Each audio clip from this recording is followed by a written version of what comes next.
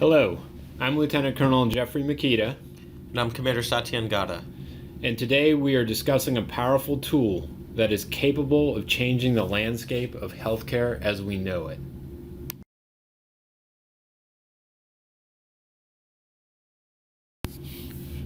It is well known that healthcare globally and in the United States is in crisis. Over 400 million people across the world lack healthcare. In the United States, in 2013, 440,000 Americans died from preventable hospital errors. Medical errors, in fact, are the third leading cause of death in the United States.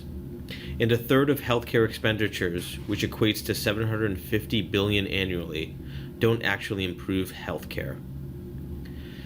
EpiPens, a life-saving medication for those with allergies, cost several dollars to make, but EpiPens cost up to $600 commercially. As military physicians who have practiced medicine across the globe over the course of decades, we are about to share with you a tragedy that we had witnessed firsthand throughout our careers. For example, during a rotation in Kenya, I witnessed children with no access to vaccines develop tetanus, people traveling over 150 miles from a village to seek medical care at the nearest clinic. And I'm sure we can all relate to the high costs of equivalent medications in the United States compared to that overseas.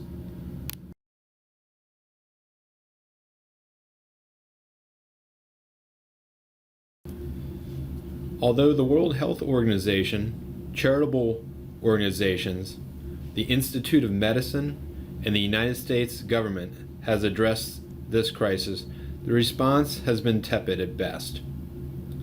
The HITECH Act mandated the universal use of electronic health records, but failed to address portability of these records from one system to another. This gap applies as well to military service members that have transitioned from the military health system to the VA medical system. The Affordability Care Act attempted to address access to care and portability of insurance for all Americans, but has been met with extensive challenges to include legal action, insurance industry withdrawal from the healthcare marketplace, and political pressures for policy reform. The 5 Million Lives campaign is a 2-year initiative by the Institute for Health Improvement to reduce healthcare harms and ended with inconclusive measures of effectiveness. Recurrent legal actions against big pharma price gouging has not stopped this common practice.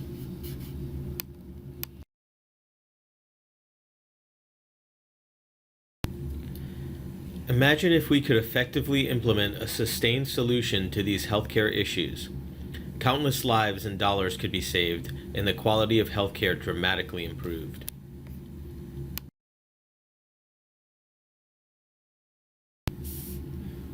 Let's talk about a tool that in its 20-year history has transformed consumerism by leveraging a coordinated business solution aligned with customer needs for the delivery of goods and services.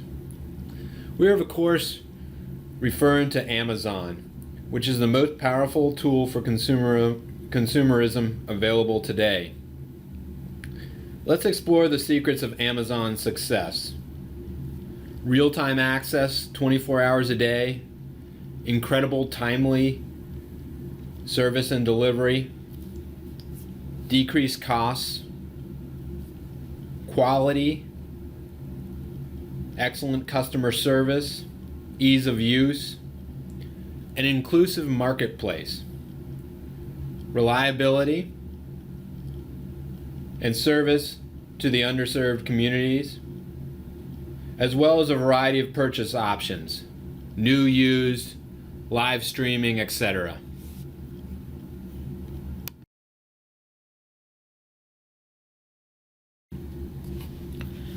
The good news is that there already is a platform analogous to Amazon for the delivery of healthcare, which is capable of solving the global healthcare crisis. We are, of course, talking about telemedicine. So what is telemedicine?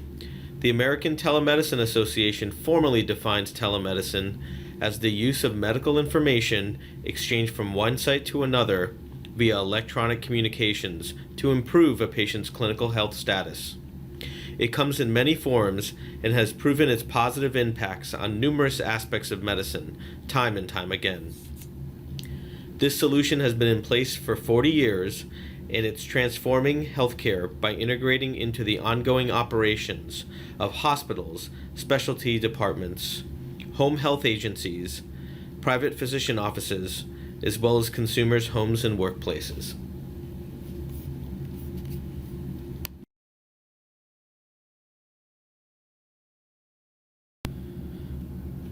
Telemedicine has leveraged current technologies such as two-way video, email, smartphone, wireless tools, and other technologies to capture patient data and integrate them for the improvement in health care outcomes.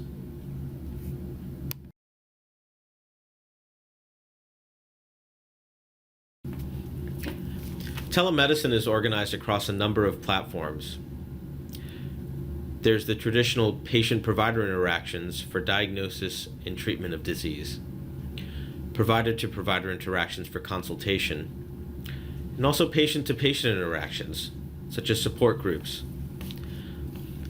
Telemedicine is used for information transfer, such as teleradiology, in which a provider may send an image to a radiologist for interpretation, teledermatology, in which a picture of a lesion can be captured and sent to a dermatologist for interpretation, CPAP monitoring, in which compliance with this treatment can be monitored. Telemedicine can also be used to capture data for quality improvement and performance improvement, as well as capture data for research. Teleeducation can provide continuous medical education for staff and to deliver patient education. And there's telementoring, which we currently use here at Walter Reed to provide feedback to surgeons in the operating room on their performance.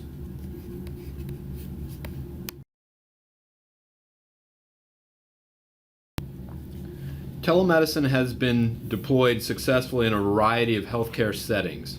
For example, in the hospital-based setting, EICU or tele-ICU, which I'll talk about in a moment, is a great example of success. Primary care has used blood pressure and cholesterol monitoring as a successful means of telemedicine. Specialty care, whether that be teleradiology or teledermatology or a number of other specialties, has also shown success with telemedicine. Behavioral health, using talk therapy, has employed telemedicine to the benefits of its patients. Ancillary care services, such as physical therapy, are another option. The military, in particular, has used the Joint Theater Trauma System as a mechanism to deliver telemedicine to austere and hostile environments, such as the wartime situation that has taken place in Iraq and Afghanistan over the past 10 years. And with regards to underserved areas, such as the rural healthcare settings, these places are ripe for technology solutions such as telestroke that allows specialists to get to rural locations to diagnose life-threatening diseases in a rapid manner.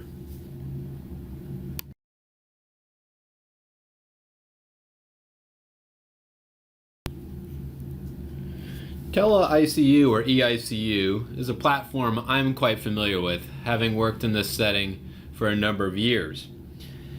It leverages technology to deliver remote ICU care to a number of patients that may be in multiple hospitals at one time.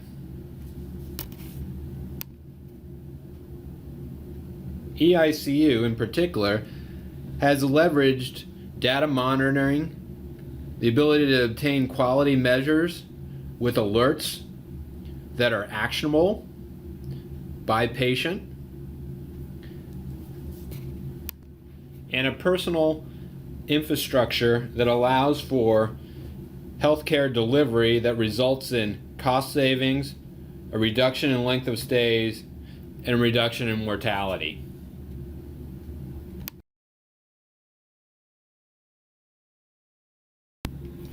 So what are the current drivers of telemedicine? From a patient perspective, telemedicine offers access to care that would never be possible. For instance, patients who are sick and located in remote areas all over the world who have access to technology may talk to a physician almost immediately. Telemedicine also offers a factor of both timeliness and convenience, where telemedicine can be a true platform to offer real-time care without a delay. For instance, a parent with a minor concern about their child at 2 a.m. may be able to speak directly with a physician and avoid a long and often stressful visit to the ER. From an economic standpoint, telemedicine offers opportunities for those companies actively developing emerging telemedicine platforms.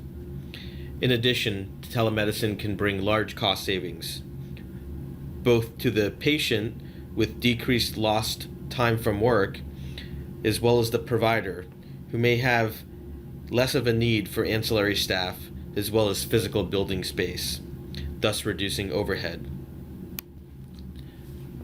From a physician's perspective, telemedicine offers unparalleled access to patients and also the potential for tremendous work-life balance. We are also seeing a large demand for telemedicine by the healthcare system itself through attempts to improve patient satisfaction, the quality of care delivered, as well as the efficiency in which it is delivered.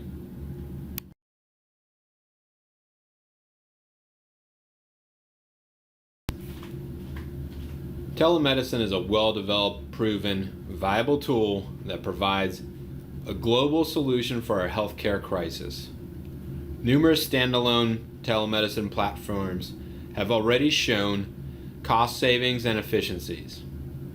However, the primary weakness preventing telemedicine from becoming a disruptive technology is the lack of interoperability between existing healthcare technologies and a paucity of economic factors to drive integration.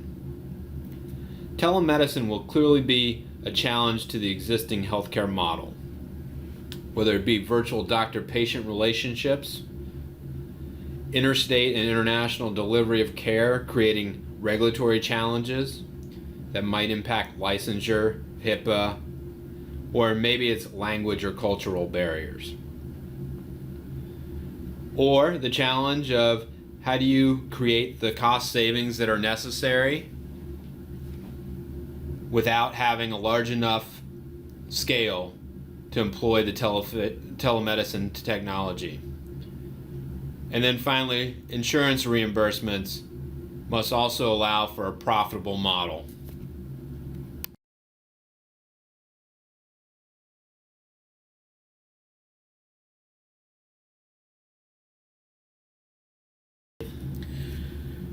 We view the lack of interoperability, as well as the economic drivers that hinder interoperability, as the major barriers to widespread implementation of telemedicine in the near future.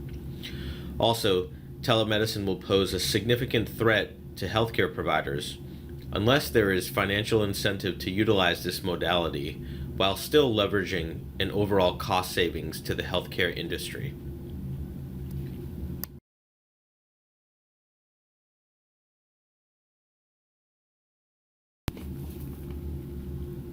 As you can see, history has shown us endless examples of those who doubted what became to be major advances in technology and innovation, including the telephone, automobile, and the airplane.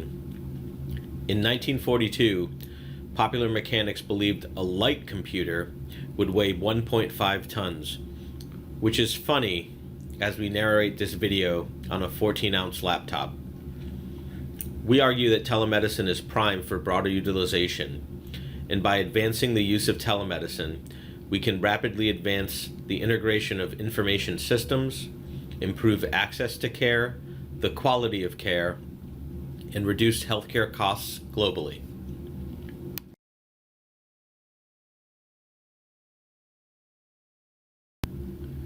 In closing, we can be pioneers and facilitate the leveraging of telemedicine to solve our healthcare crisis. Or we can keep calm and wait for 100 years. What do you think? I know what we believe. Have a great day. Thank you. Thank you.